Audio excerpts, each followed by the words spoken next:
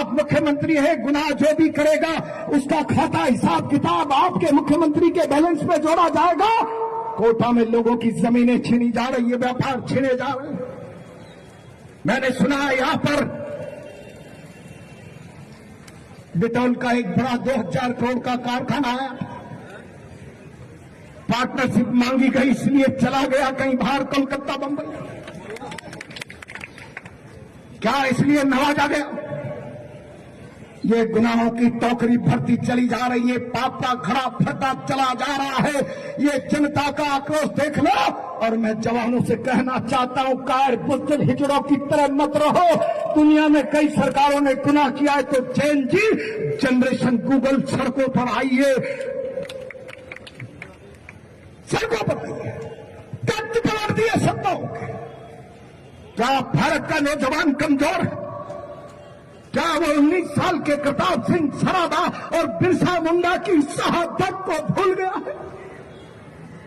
क्या वो 23 साल के बलिदानी भगत सिंह की क्रांति की ज्वाला चेत की तरह धधकती हुई विचारों की मशाल को भूल गया? धिक्कार! अगर शासन के सामने इस तरीके से घुटने टेको तो कोरे नारे मत लगाओ। अब समय आ गया है जब दो हाथ करने पड़ेंगे, सरकार को उखाड़ कर फेंकना पड़ेगा। मैं कई बार भारतीय जनता पार्टी में रहते हुए भी ये बात कहता रहा, सार्वजनिक रूप से।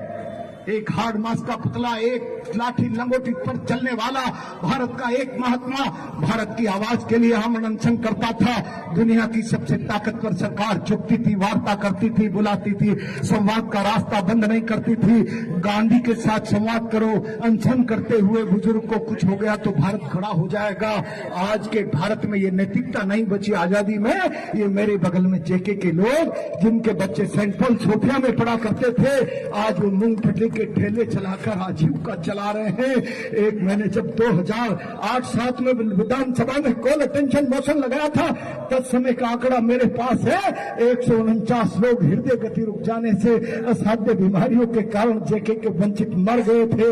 ये त्रासदी झेल रहा जेके का मजदूर अपनी मांगों के लिए पास में बैठा हुआ रो रहा है। बिरला जी, अखबारों में छपने और कोरी बयानबाजी करने के अलावा आपके पास संवेदनाएं नहीं है। आपकी सरकार की संवेदनाएं मर गई है। जब मैंने पिछली बार यहां सभा में कहा था, बेईमानों, आपको शहर के व्यापार पर 50% हिस्सादारी, कब्जा, डकैती, डाका डालने के लिए जनादेश नहीं दिया। मुंह छिपाने के लिए आपने बाउंड्री वॉल का काम चालू करा दिया। मुख्यमंत्री जी आ गए और बाउंड्री वॉल बन रही है। हर ग्राम सेवक को, हर आशा सहयोगिनी को, हर पटवारी को एक एक बस दे दी। 940 बसों में 5000 लोग इकट्ठे नहीं हो पाए।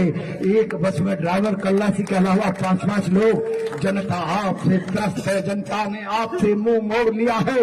नैतिकता के नाते आपको शासन में बने रहने का अधिकार नहीं है। भय मत दिखाओ।